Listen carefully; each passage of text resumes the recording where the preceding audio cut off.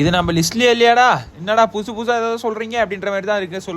Welcome to Mani's use guys. So என்ன பார்க்க போகிறோன்னு பார்த்தீங்கன்னா, நாளைக்கு நடக்க போகிற கேப்டன்சி டாஸ்கில் யார் கேப்டன் ஆனால் யார் அந்த டாஸ்க்கை ஜெயிச்சா அதை பற்றி தான் பார்க்க போகிறோம். ஸோ வீடியோக்குள்ளே போகிறதுக்கு முன்னாடி மறக்காமல் வீடியோக்கு லைக் பண்ணிக்கோங்க, சப்ஸ்கிரைப் பண்ணிக்கோங்க. வீடியோக்குள்ளே போகலாம்.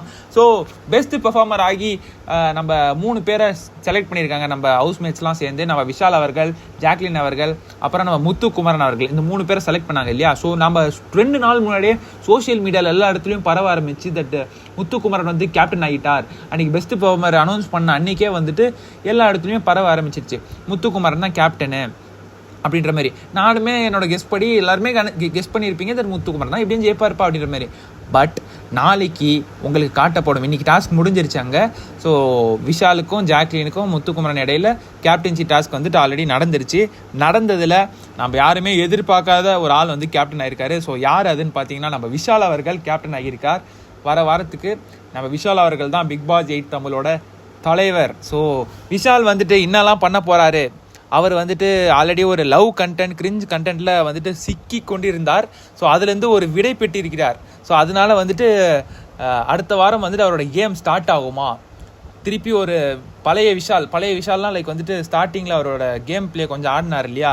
ஸோ அந்த விஷால் திருப்பி வருவாரா அப்படின்ற மாதிரி ஒரு பெரிய கேள்விக்குறி இருக்குது. ஸோ கண்டிப்பாக இன்னைக்கு வந்துட்டு ஒரு சில விஷயங்கள் நீங்கள் பார்த்துருந்துக்கலாம் எபிசோடில். அருண் யார் வந்துட்டு இந்த வாரம் வெளியே போவா அப்படின்ற மாதிரி ஆட்சியத்தில் உட்காந்துருக்கும்போது கேட்கும்போது நம்ம அருண் அவர்கள் வந்துட்டு விஷால் தான் வெளியே போவார் அப்படின்ற மாதிரி சொல்லியிருந்தாரு.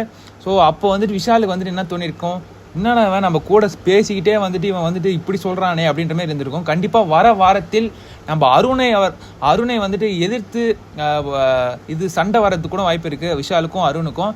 ஸோ இந்த மாதிரி கிளாஸ்லாம் நிறைய எதிர்பார்க்கலாம். விஷால் வந்துட்டு அடுத்த வாரம் கேமை ஸ்டார்ட் பண்ணுறாரா அப்படின்றத பார்க்குறதுக்கு ரொம்ப ஆவலாக இருக்கேன். நீங்களும் ரொம்ப ஆவலாக இருப்பீங்கன்னு நினைக்கிறேன். ஸோ விஷால் கேப்டன் அதை பற்றி நீங்கள் நினைக்கிறீங்க மறக்காமல் கமெண்ட்ஸில் சொல்லுங்கள்.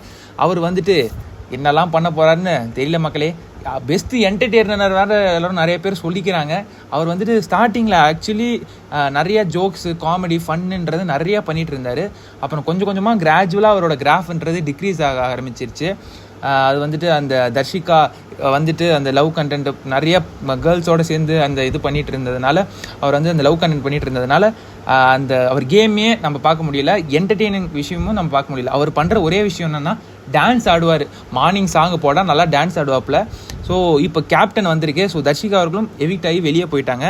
ஸோ அவர் வந்துட்டு விஷால் 2.0 வந்துட்டு அவரோட கேமை அடுத்த வாரம் வர வாரம் ஆரம்பிப்பாரான்றதை நம்ம பொறுத்து தான் பார்க்கணும்.